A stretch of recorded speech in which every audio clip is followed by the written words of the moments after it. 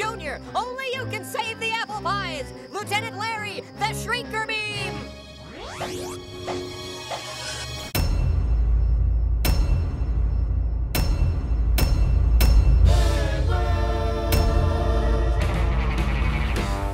What do you mean this isn't VeggieTales? Look, it's got Bob and Larry on the front and everything.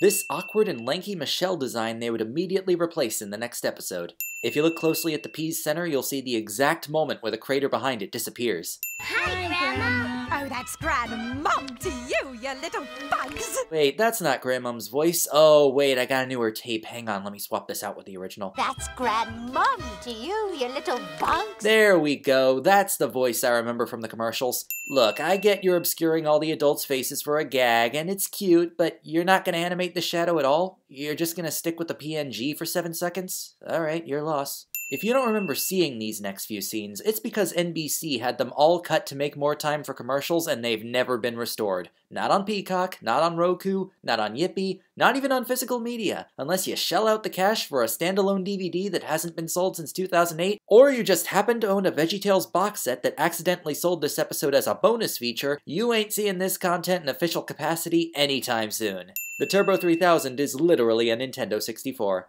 I got it all hooked up. Hooking it up is half the fun. You just saw Jason get repeatedly electrocuted 20 seconds ago. You call that fun? Can't have my little onions fighting like frogs and dogs now, can I? Frogs don't so much fight dogs as they do accidentally poison them. What are you on about, Grandmom?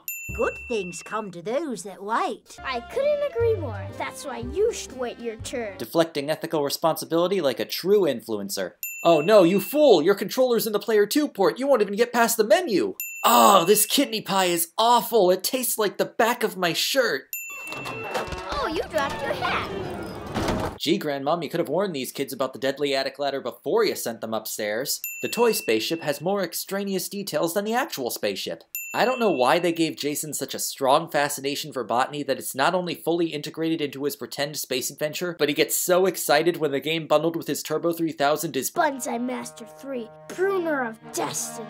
This character detail adds nothing to the story, but I love their commitment despite that. Up to now, I would have accepted hiding Grandmom's face from the fourth wall, but you just had to make it an in-universe problem. Wow.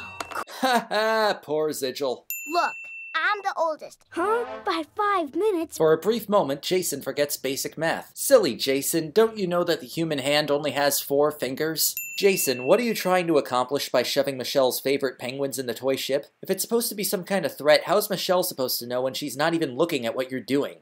We are halfway into the pilot for 321 Penguins, and it took us this long to get to the penguins. Why do you need Jason on the monitor when he's right in front of you? When I was your size, I was twice your size. I don't think I need to explain that one. The Galeazal resizing device is incredibly overpowered, and why they never used it to end world hunger, I'll never know. Sensors indicate that he could be daydreaming. Oh ho ho, that would certainly make things easier, wouldn't it? But alas, future events in the NBC reboot would greatly contradict this theory, so I'm forced to piece through this plot logically. How did these penguins come to life? If they were alive this whole time, why were they stationed at Grandmom's house in hypersleep for Lord knows how long? How convenient is it that Jason just happened to place these penguins in their rightful headquarters simply out of spite for his sister? Why do their daily missions always depend on abducting a child? Why do said missions eerily coincide with each everyday problem the child has? Why is every civilian on every planet roughly the same size except for people on Earth that have to be Galeazaled? Why does scientist Dr. Fidgel strongly resemble Jason's granddad? By the way, don't think I didn't notice this cheeky framing. Why does Captain Zigil have all of Michelle's vain tendencies and the same voice as Jason's dad? The galaxy waits for no man. Your grandfather finished this place when I was about your age. Why is First Officer Mitchell literally Jason's self-insert character complete with botany interest? No job's too hard when you use your head. Why is Kevin an exaggerated version of Grandmom with all the quirks and none of the wisdom? Is the boy injured? Why is the sad Sabu sad? Is the canoe wood or aluminum? Oh geez, I got carried away back there. Scrap those last few sins, will ya? Wait a minute. You guys get your directions on a fax machine? You know what a fax machine is? Jason's seatbelts clip through the floor.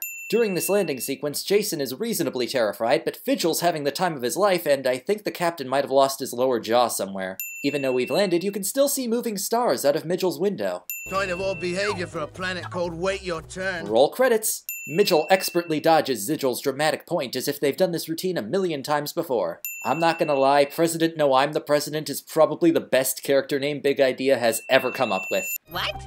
Oh, you're the guys from the Federation. See, guys? I told you this was a VeggieTales episode. Look, Larry the Cucumber's in it. If planet Wait Your Turn is moving this quickly toward the sun, why hasn't that blue planet above the set moved an inch? Talking toward the camera instead of toward the characters. The cutting in line bug is infecting us too! It infected me first. I wanted to cut in front of you hours ago. You've only been here for 3 minutes. Gee, how nice of the deadly sun to gradually stop blinding us while Jason lectures to the planet. You'd think they're going for a twist where we've been moving further away from the sun this whole time, but nope, here's the planet hurtling this close to its doom. Also, for a planet that was about 90% on fire 10 seconds ago, the plant life sure recovered quick.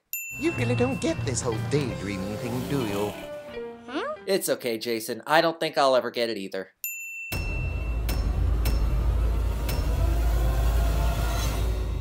We were low on toner.